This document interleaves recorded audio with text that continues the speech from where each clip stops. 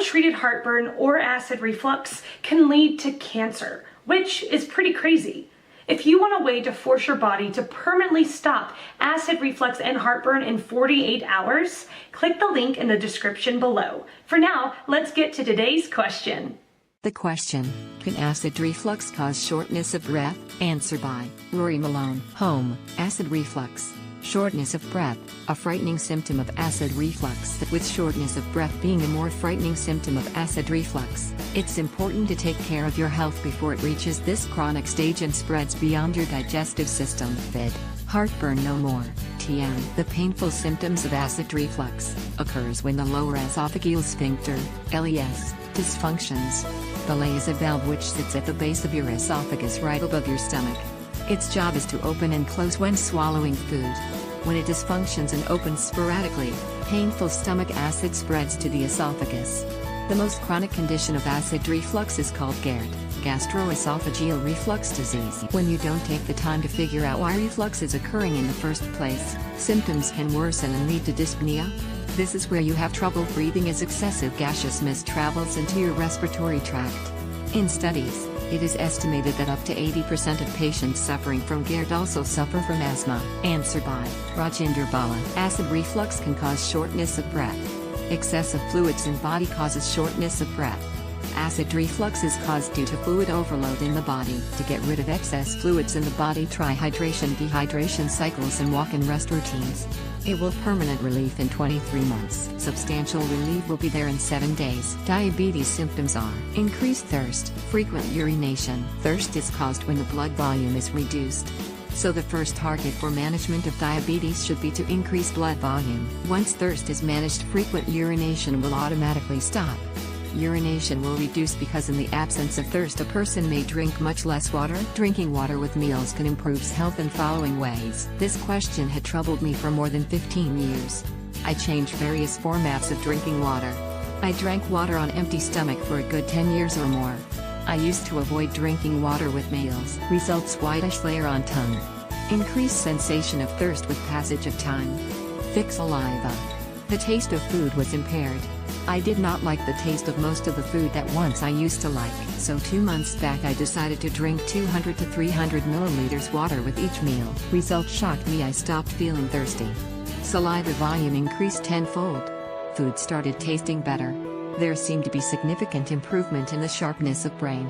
Not drinking water for 36 hours was very easy. The first argument against drinking water with meals is that it will dilute the stomach acids. I do not think that is right. Stomach acids are produced after we eat food. Based on the volume of food and type of food that we eat, stomach acids are produced.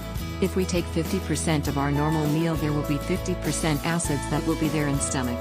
Same way, if we eat non-veg, the amount of acids that stomach will have will be far as compared to when we eat veg food. Same way, water taken along with meal will become part of the food and stomach acids will be adjusted accordingly. Let us first understand about what is there in our body.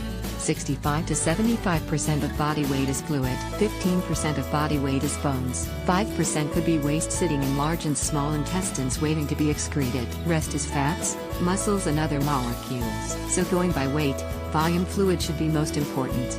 Otherwise also bones, fat and muscles are fed the nutrients supplied by fluids. They all, bones, muscles etc., are stationary. It is the fluid which moves from one place to another.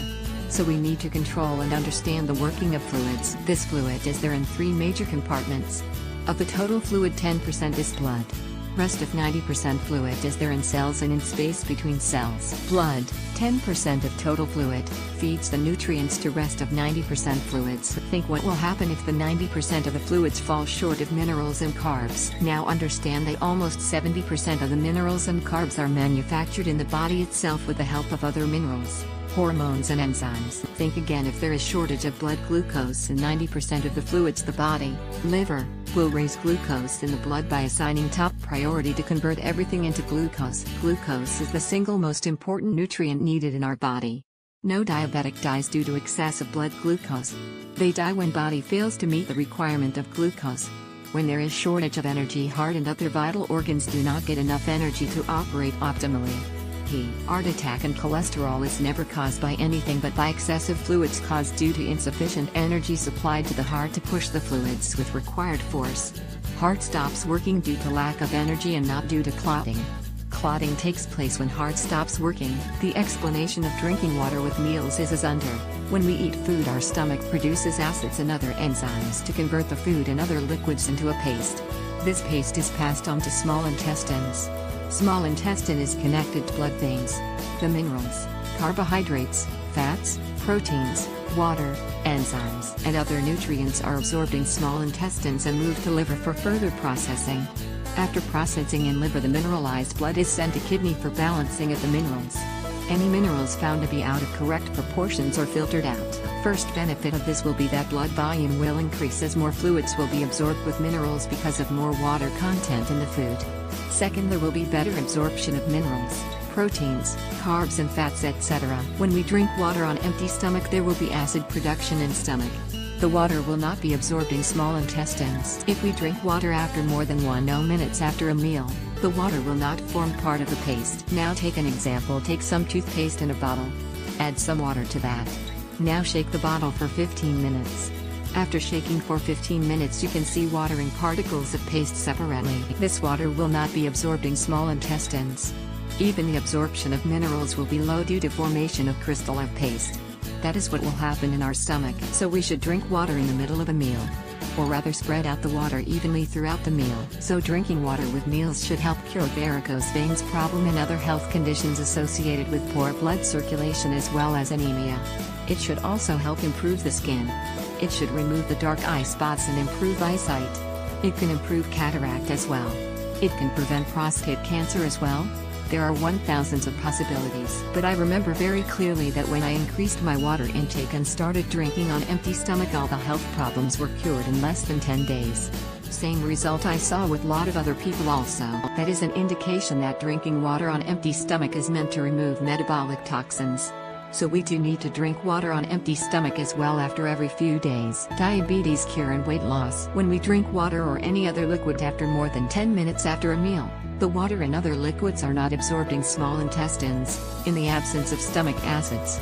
Stomach acids are produced only in response to food and not in response to water and other liquids. The liquids and water are passed on to large intestines.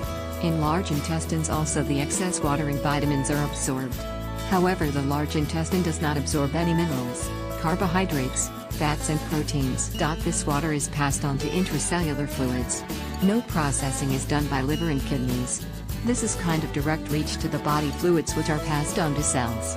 Over a period of time, the intracellular fluids around the large intestines become devoid of most of the minerals. These fluids are also stripped off the essential glucose.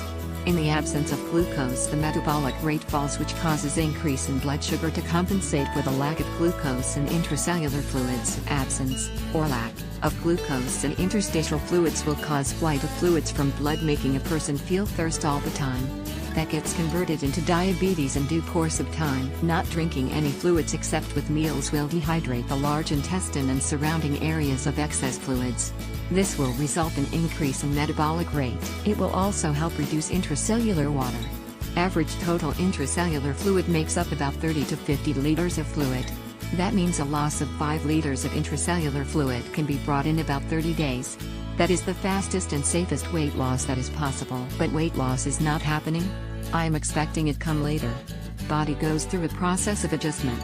There are obvious improvements. Weight loss will follow. The increase in blood volume may cause weight gain initially. As the metabolic rate picks up, the weight loss will be there. The excess water reaching in large intestine is the cause for prostate problems. Read my blog for detailed explanation about the role of fluids in our body. My blog in brief. Chronic mineral imbalance in blood leads to low metabolic rate, resulting in aging and age-related diseases like blood sugar, blood pressure and heart disease, etc. To correct mineral imbalance, do hydration-dehydration cycles, and to increase resting metabolic rate, do walking and rest routines as detailed on my blog. Read my blog for more details or watch my YouTube videos at Rajinder Bala. To increase resting metabolic rate, RMR, do the following. Walk for 5 minutes at easy pace within your home in the morning. After walking, rest for 510 minutes in bed. Repeat the above 3 times in the morning, afternoon, evening and at night before sleeping. So that makes for 12 walk and rest routines, or 5 by 12 equals 60 minutes of walk for the entire period.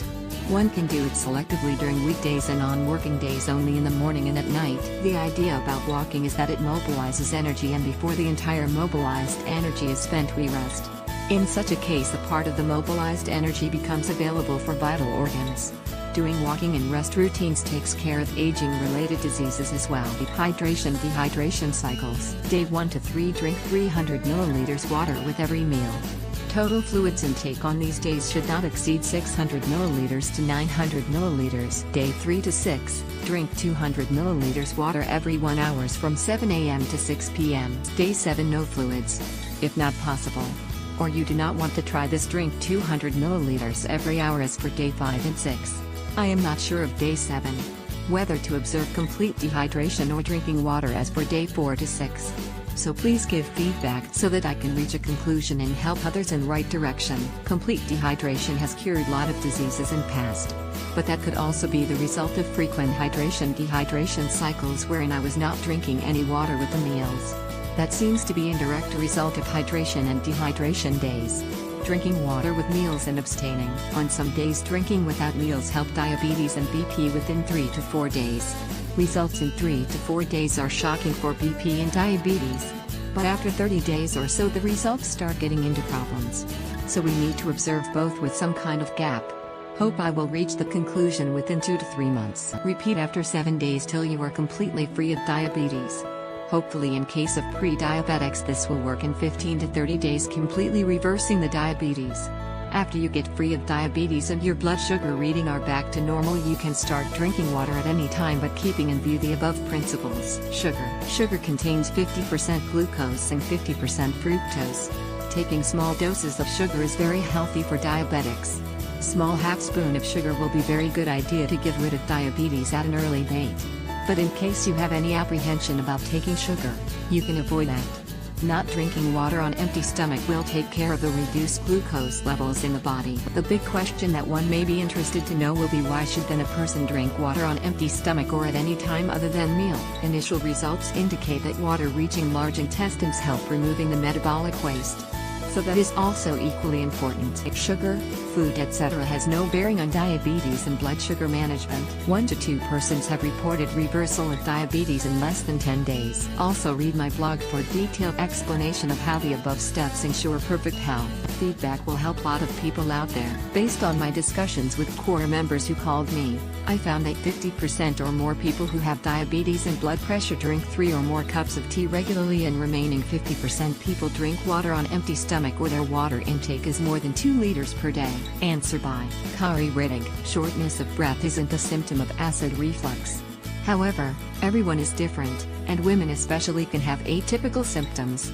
I would have your doctor rule out any other causes of shortness of breath first before you blame it on reflux.